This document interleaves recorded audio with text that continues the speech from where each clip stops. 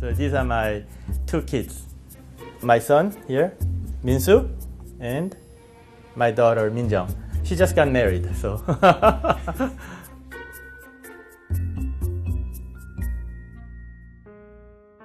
They are the generation used to e-hailing, like Uber and Lyft.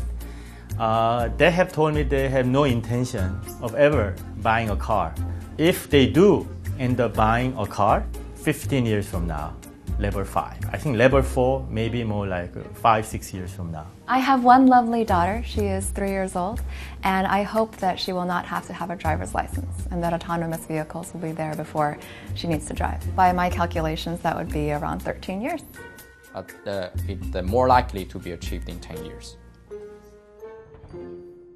I think that in my lifetime, for sure. But how soon?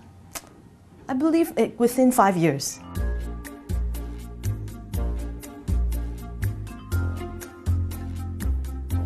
We'll be just basically living our normal life within our own home. Hong Kong, all the Hong Kong house is so small anyway, and we can actually build a car bigger than our house and then travel around and do all kinds of things and just like living in an actual place but is an autonomous vehicle. I think in 15 years, there will be probably half the cars on the road, not all 100%, will be like a living room.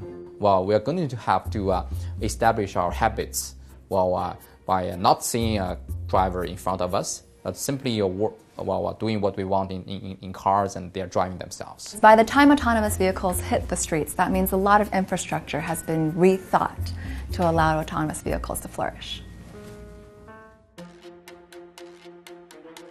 Both in China and the US, you have cities who are now trying to rethink how to become green cities, how to become smart cities. But in terms of national regulation, I think China is doing a little bit more.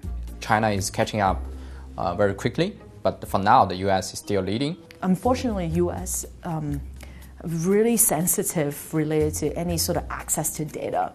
And just that alone probably sort of will pull US back a little bit. And I think China, just seeing how supported they are, in some way I think China is in a really good position in terms of pushing forward their autonomous vehicle industry.